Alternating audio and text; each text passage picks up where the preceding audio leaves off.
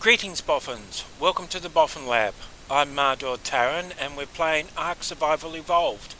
Today we're going to cover the tips and tricks associated with taming dinosaurs. These tips and tricks can make it a lot easier and provide you with a much more effective tame.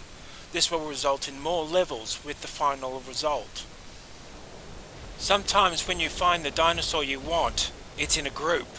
You can't get it always by itself. This causes two problems. One, if you attack one dinosaur in the group, the others will attack as well, which means that you'll end up in a bigger fight than you had planned. The other is that if you look at a dinosaur and see the heart symbols above their name, it means there's a male and female in close proximity, and they are mate boosted. Mate boosted dinosaurs get an attack and a defense bonus, making it harder to tranquilize the dinosaur you want. So, you're going to have to split them up somehow. Now, the natural tendency for dinosaurs to wander will eventually separate them, and you might be able to take advantage of that situation. However, in other cases, you will probably have to kill off or draw away the dinosaurs you don't want, so that you can then deal with the one that you do want.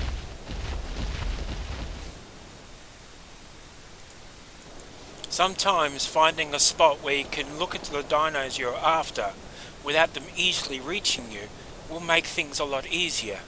From here I could shoot the dinosaurs I don't want and start tranquilizing the dinosaurs I do want. However, there's a problem. Recently the devs have brought in a mechanic where if a dinosaur comes to a point where it cannot reach you anymore or decides that it is stuck, it will turn around and run away. So, when you use this method, you have a race. You need to get as many tranquilizer arrows or darts into the target before it decides to run. When you're out shopping for a dinosaur, you often want to know how good it is. There's only one way to see all of the statistics for a dinosaur, and that is to tranquilize it. But you do have an option to check the hit points on a dinosaur. The magnifying glass allows you to look at things and get some information about them. If you look at a resource node of some nature, it'll tell you what resources you can get out of it. Like this. However, if you use the magnifying glass on a dinosaur, it tells you the hit points of that dinosaur. That's occasionally quite useful. You can use it to find out whether your dinosaur is nearly dead while you're trying to tranquilize it. You might want to decide to hold off if you think it's going to die first. Or you might want to look at a dinosaur and decide, does that dinosaur have enough hit points to be worth taming? Unfortunately, the only way to get close to a carnivore is to actually run up to it. So, it's going to take some good armor or maybe someone distracting it for you.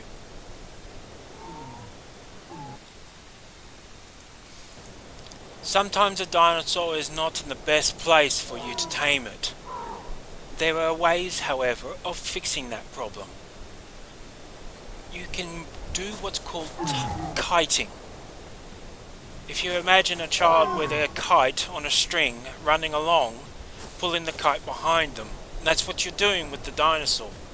However, the string is the aggression mechanic. You make the dinosaur aggress you and chase you by attacking it. And then you can try and lead it where you need it to go. However, there are some problems. For starters, if there is any carnivores on the path you're coming through, you risk the dinosaur you're leading being attacked.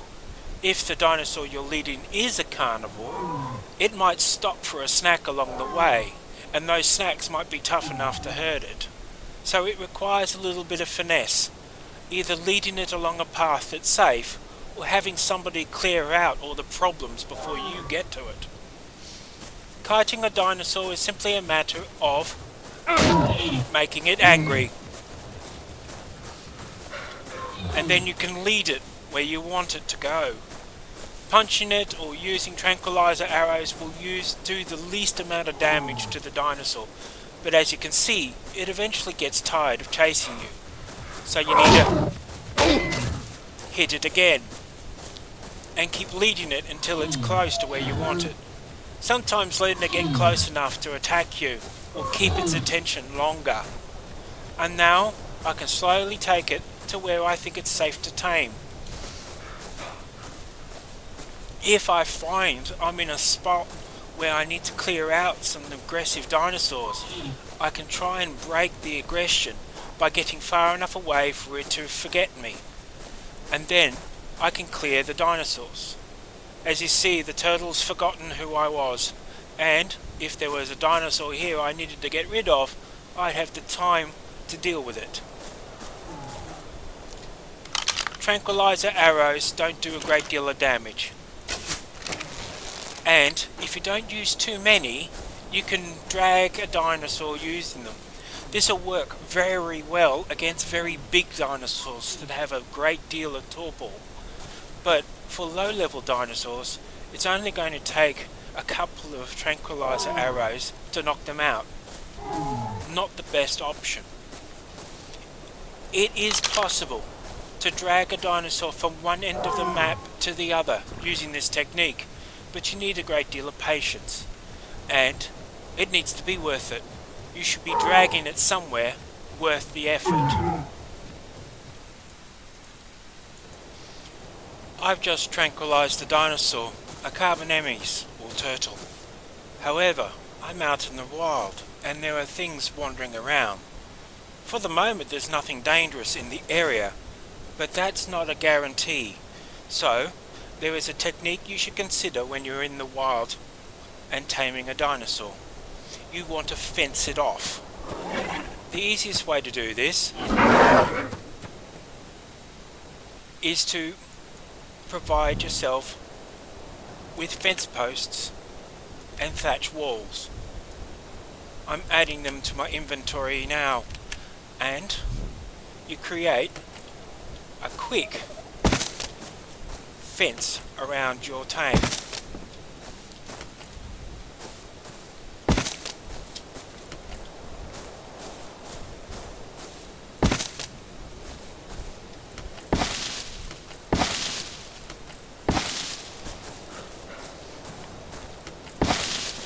You get the idea. Now the chances of a raptor, dillo, compy, or even the giant ants coming up and eating my tame are greatly reduced. But there are other things to consider here. If you're playing on a server with other people, they might not like you successfully taming a good dino. They can do a couple of things. They can shoot at it with a silenced weapon and kill the dino without you ever knowing. So a fence is going to make it difficult for them. The other thing they can do is run up to the other side of a dino and take everything out of it. Other people can access the inventory of unconscious dinosaurs, and so they could steal your narcotics or the food and either reset the taming or even wake it up by putting stimulants in its inventory and force feeding them. This could ruin hours of work or create a surprise where you're suddenly next to a very aggressive and hungry dinosaur. The fences make it difficult to get close, and they make it difficult to get a shot at your dinosaur, so they are always highly recommended to stop these happening. One thing though, when your dinosaur's awake and ready to move, please take your fences down. They make a hell of a mess, and they also get in the way of other building.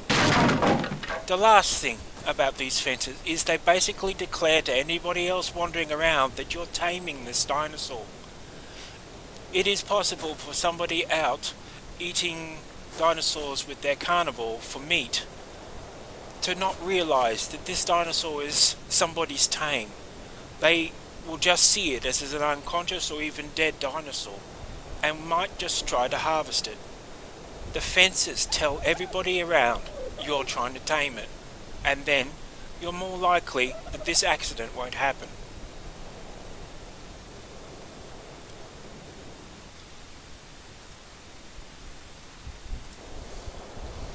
I have constructed here a very basic version of a taming pen. It consists largely of a wall, a gate, and somewhere to shoot from. You could use windows around the outside, but sometimes the dinosaurs can attack through them, so a high vantage point you can fire from is your best option. Essentially, you need a pen big enough for the dinosaur, but small enough that you can easily shoot at any end of the pen. We're going to grab this turtle here, and I'm going to demonstrate this.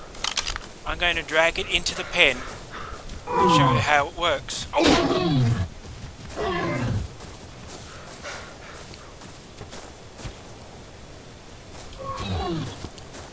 This parasaur is threatening to be in the way, but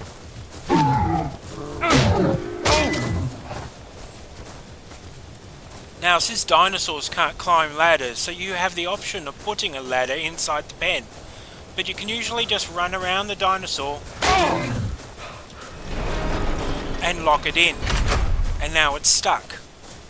It's going to have troubles getting out of there, unless it's one of the rare dinosaurs that can do damage to stone structures. Don't try doing this with wood or thatch, it won't work. It's trying to attack, but it's got no ability to damage it. And now I can tranquilize it in the pen without taking damage and being able to monitor just how much damage I do to it. It's out and it's protected. You'd probably put a taming pen like this next to your base, so you'd be dragging it home using the kiting method I showed earlier. Be careful. If you have auto turrets or species X plant turrets, you should set them so that they won't attack wild dinosaurs while you're dragging a dinosaur home. Otherwise you're going to lose that thing you work so hard to get. I have in my hand a narcotic tripwire trap. These work in pairs, and they create a tripwire between them that can be set off by players and dinosaurs. To place them, you equip the item and push your left mouse button, and that puts one down. You need a second one nearby to create the tripwire. The tripwire is automatically connected if they're close enough. If something were to pass through that tripwire, that would activate the trap. However, tribe members and tribe dinosaurs will not suffer the torpor effect if they set this off. You can unwire the tripwire to make it safe temporarily, and then rewire it again. Or you can demolish the tripwire and pick it up. This allows you a little bit of flexibility in using them. You can stack the effects of multiple tripwires. However, there is a problem. If the dinosaur is knocked out by the tripwire trap, it is untamable.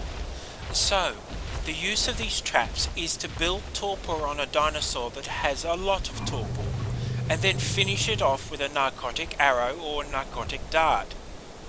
Don't knock it out with the torpor traps. You have to be careful of this and make an estimate of how much torpor a dinosaur has. Fortunately, if you knock out a dinosaur accidentally, you can just let it wake up and heal, and then you can try again. It won't ruin the effort. It'll just cost you some time. I'm going to try and trap this dinosaur. One of the advantages of these traps is that it doesn't constitute an attack as far as the dinosaur's concerned. So I can put them down and wait for them to wander into it. This one's probably not going to go the way I want, so let's try again. There we go, it set it off and the cloud has gassed the trike. I should now be able to finish it off with a single arrow. And it's down. So, with one narcotic trap and one narcotic arrow, I've done over 295 points of torpor. This technique best works on very big dinosaurs like Brontosauruses, Spinosauruses, and Rexes. The narcotic traps allow you to put a lot of torpor onto a dinosaur very quickly and then finish it off with proper taming techniques such as narcotic arrows. If you are able to prepare the ground in advance, you will have an advantage, and this will result in less damage to your dinosaur. There has been a lot of debate since Ark started about the value of starving a dinosaur you are taming. Arguments have gone back and forth about it saving time or being more effective or preserving the level of the dinosaur. So far, current wisdom says that there is no advantage to starving a dinosaur unless you're using a valuable material such as kibble. When you starve a dinosaur, you arrange it so that its hunger makes it eat all of the stuff it needs to tame in a very short period of time. Eating is what is causing the taming. Every time it eats, its tame bar goes up a notch. So, making it eat a lot of stuff in a short period makes the taming go past very quickly. However, waiting for the food level of a dinosaur to reach the level you need to tame it in one hit really is the same amount of time as taming it as you go. Your advantage is that you might not succeed at taming that dinosaur. Something along the line might cause it to die, or you might DC or disconnect, or there'll be a patch. Something will stop you from succeeding. However, if you've starved the dinosaur, you haven't used up those critical resources until you've guaranteed you've got the dinosaur. And that is the advantage. Kibble tends to be an expensive resource to make, and so when you're using kibble to tame a dinosaur, it is often advisable to starve it first. The process of starving a dinosaur requires you to look at a taming calculator. There's quite a few taming calculators available on the net, and you look up the type of dinosaur you're taming and its level. This will tell you how much kibble or prime meat you might need to tame that dinosaur. You then work out how much food that equates to. In the case of kibble, for all dinosaurs except the Brontosaurus, 1 kibble equals 80 food, and it takes 9 kibble to tame a level 4 Triceratops. That means that to tame this dinosaur, it takes 720 units of food in the form of kibble to tame it. So we look at its maximum food value and we subtract 720 points from it. This tells us how much food it needs to drop to before it will tame automatically by dropping kibble into it. Our target is 2,280, and our trike has already passed that notch. It's ready to tame. However, one thing to consider: if a taming dinosaur goes to eat and there is nothing there to eat, it will lose all taming progress. So, I have started using a standard technique to make sure I don't lose it. I put in the Carno kibble for a Triceratops, and then I put in some backup food. Some ordinary berries is enough. But, for example, if somebody were to run along and steal my kibble before it tames, the backup berries would cover me. And that's how quick it is. It's eaten 9 units of kibble in the space of about 30 seconds, and it's ready to name. It's also still hungry, but once it's finished eating the kibble, it'll go over to the berries, so you won't waste any more. If it was just kibble in the inventory, it'll eat the rest of the kibble, so the berries have a twofold purpose. The other advantage of using the starving method and the kibble is that it will give you the best results for taming. Taming effectiveness will stay up as far as possible, and you will get the best level ups for the dinosaur.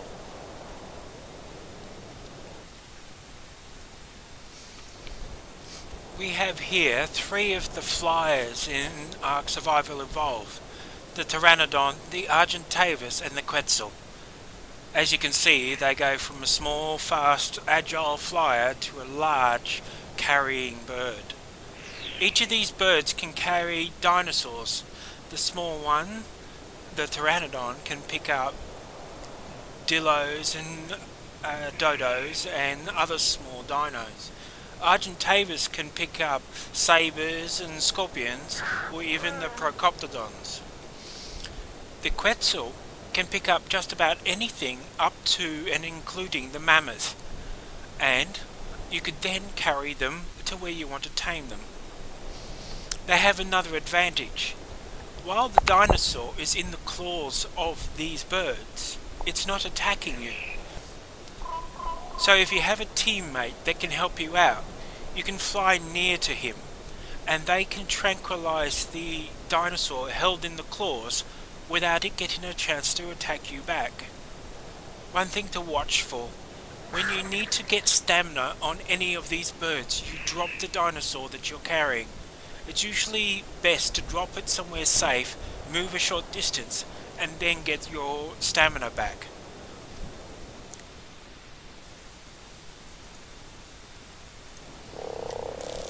There are 4 dinosaurs in Ark at the moment that you can tame that will cause torpor damage.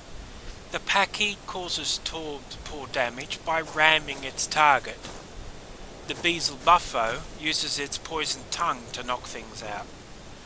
The Scorpion has a poisoned tail, and it was the first dinosaur to be introduced that can knock things out. And the Spider, its bite is poisonous, and it will also knock people out.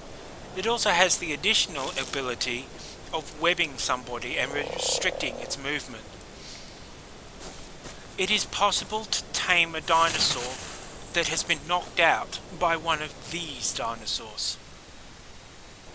And so you could use them to knock out a target and then tame it. However, all of these dinosaurs do damage when they attack, so it's not as clean a knockout as it could be. However, it doesn't require any more resources than the original tame required.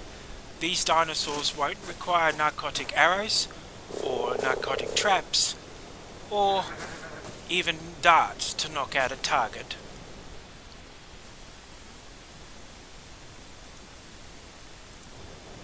If you want to tame one of the dinos that lives in the ocean, you have a unique problem. There's only so many weapons that'll work down there. You can use a wooden club, but that's not very effective. The go-to weapon for taming in the ocean is the crossbow.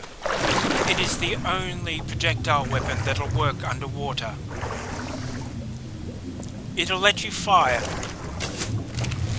and reload underwater, which means that you will use it to tame megalodons, plesiosaurs and mosasaurs, as well as the anglerfish.